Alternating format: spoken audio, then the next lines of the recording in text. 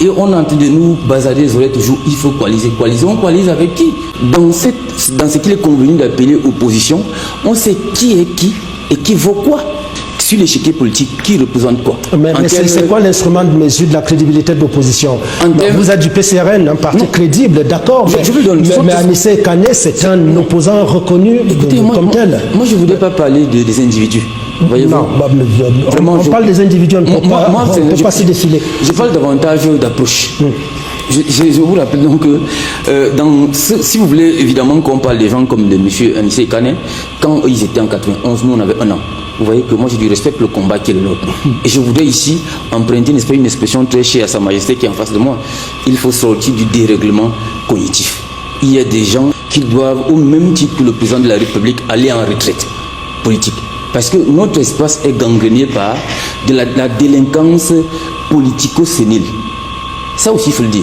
Parce qu'ils infusent, n'est-ce pas, dans cet espace politique-là. Et c'est eux toujours comme nous demandent la scène. Vous allez nous demander d'aller nous asseoir avec des gens qui n'ont même jamais été à une élection, ou des gens on ne sait pas, qui ne vivent même pas ici, qui sortent toujours. On vous disait qu'en 91, ils vivent quelque part, ils sont cachés quelque part, et soudain, ils réapparaissent dans l'espace public. C'est eux qui viennent donner des leçons à ceux qui sont... Mais c'est vrai que l'idée d'une candidature consensuelle d'opposition n'a jamais été le projet du PCRN, hein, quand même. Ça ne peut même pas être le projet d'un parti politique. Mutualiser, se mettre ensemble. C'est-à-dire, qu'est-ce que tu apportes, qu'est-ce que moi j'apporte. Moi, je te dis donc que moi, PCL, par exemple, avec les partis qui sont sur la table, moi, PCL, j'apporte des élus. J'apporte plus de 200 conseillers municipaux, j'apporte, n'est-ce pas, Samba Kasselé-Sambé, vous apportez l'expérience. Vous apportez l'expérience. J'ai des élus, et au nord, et au sud du Cameroun. Oui, cette expérience, je vais titiller mon père Sambaka, cette expérience, ils auraient pu gagner déjà aussi, avec cette expérience. Laquelle expérience aussi? Tout à l'heure, Sa Majesté Bédjiki parlait de l'expérience que les autres se prévalent. L'expérience de quoi? De l'échec, de la malgouvernance que Ateki convoquait. On peut également l'interroger sur les aînés de l'opposition ou dans l'opposition. C'est-à-dire, qu'est-ce que vous apportez également?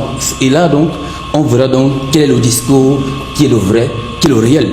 Vous verrez, par exemple, en moins de 10 jours, en termes de mobilisation, le travail qu'on a fait, on mobilise les Camerounais du nord au sud, de l'est à l'ouest, dans la diaspora. On construit un projet, on défend une vision. On a une adhésion massive. Et on est en train de nous basader les oreilles toujours. Il faut coaliser. On coalise avec qui? Faire des analyses comme ça devant moi je suis vraiment choqué parce que ça ne peut pas nous avancer.